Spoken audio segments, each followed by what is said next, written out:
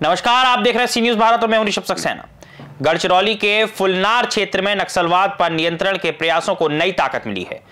अत्याधुनिक पुलिस सहायता केंद्र का उद्घाटन किया गया, जो दुर्गम और संवेदनशील क्षेत्र में सुरक्षा और विकास की नई राह खोल रहा है। फुलनार कैंप गुंडरवाही में नए पुलिस सहायता केंद्र का उद्घाटन किया गया, जो गढ़चिरौली मुख्यालय से 220 किलोमीटर और छत्तीसगढ़ के नारायणपुर बॉर्डर से 7 किलोमीटर दूर स्थित है। मात्र 24 घंटों में तैयार इस रिकॉर्ड ब्रेक केंद्र में 3 अधिकारी, 50 पुलिस जवान, SRPF ग्रुप 14 की 2 प्लाटून, CRPF 37 बटालियन की 1 असिस्टेंट कमांडेंट व 62 जवान तथा 200 कमांडो की तैनाती की गई है। केंद्र में जवानों के लिए अत्याधुनिक सुविधाएं उपलब्ध हैं और यह महाराष्ट्र छत्तीसगढ़ समन्वय को मजबूत करेगा। उद्घाटन के दौरान ग्रामीणों के लिए साड़ियां, कंबल, अध्ययन सामग्री, खेल किट और अन्य आवश्यक सामग्री वितरित की गई, जिससे क्षेत्र में सुरक्षा और विकास दोनों की दिशा में नई पहल होगी। हे गडचिरोलीचं जे आहे 67वां पोलीस स्टेशन आहे आणि मागील आम्ही 2 वर्षामध्ये जे आहे 8 पोलीस स्टेशनची निर्मिती केलेली आहे आणि हे जे तुम्ही फुलनार पोलीस स्टेशनची जे आज आपण उद्घाटन केलेलं आहे, तुम्हाला माहिती आहे इथून अबुजमाळ जे आहे 4 किलोमीटरचे दूरीवर आहे। तर अशा भागामध्ये पोलीस स्टेशनच्या कार्यान्वित होणे म्हणजे या एरियाचा विकास नक्कीच जे आहे यामध्ये लोकांना फायदा होणार आहे। आपण पाहतो आहे मागील जे 7-8 पोलीस स्टेशन बॉर्डर एरियाजमध्ये आणि जे सो कॉल्ड एफेक्टेड एरियाजमध्ये आपण निर्माण केली होती, त्यानंतरच आपल्याला जे आहे बरेच एंटी नक्सल ऑपरेशनमध्ये आणि लोकांची डेव्हलपमेंटमध्ये पोलीस भरतीमध्ये जे त्यांना फायदा होतो आहे आणि ज्याच्यामुळे मागील 5 वर्षामध्ये तुम्ही गडचिरोलीचा इतिहास पाहिला तर एकही पब्लिक जे आहे नक्सलमध्ये गेलेलं नाही आहे। तर नक्की हे पोलीस स्टेशन उघडल्यानंतर या भागाचा विकास होणार आहे।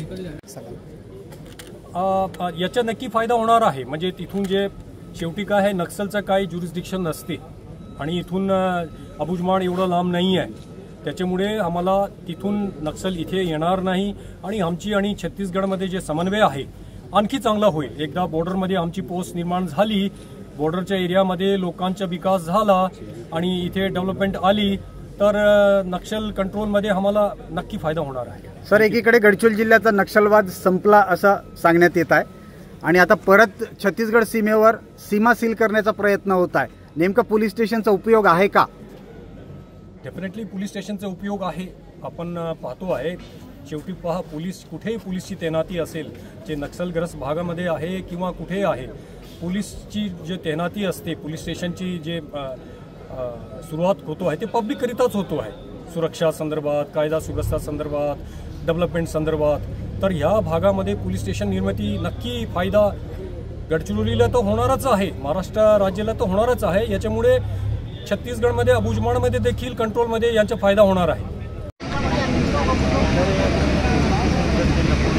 आता स्थापना करण्यात आला, तर या पोलीस स्टेशनला तुम्हाला किती सुविधा मिळणार आणि काय काय करण्यात येईल? शिक्षण शिक्षणासाठी म्हटलं तर सर्वात पहिलं नाही का मार्ग जर दुरुस्त झाला तर आम्ही नाही का लवकर जाऊ शकू, जाणं होईल। आम्ही वेळावर नाही का कॉलेजमध्ये म्हणा, स्कूलमध्ये म्हणा वेळावर। आणि जसं आता इकडे मार्ग नाही, पावसाळ्यामध्ये वगैरे नाला वगैरे नाही का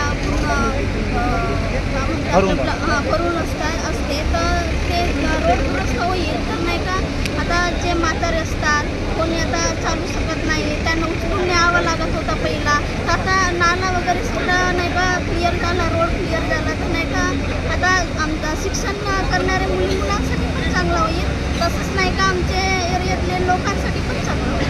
आणि हॉस्पिटलमध्ये तुम्हाला एवढे दिवस कुठं जावं लागत होता? एवढा आम्हाला भाकरगडला जावं लागलं। किती किलोमीटर अंतरावर जावं लागतं? जवळपास नाही आणि शाळेची व्यवस्था इथं आहे का?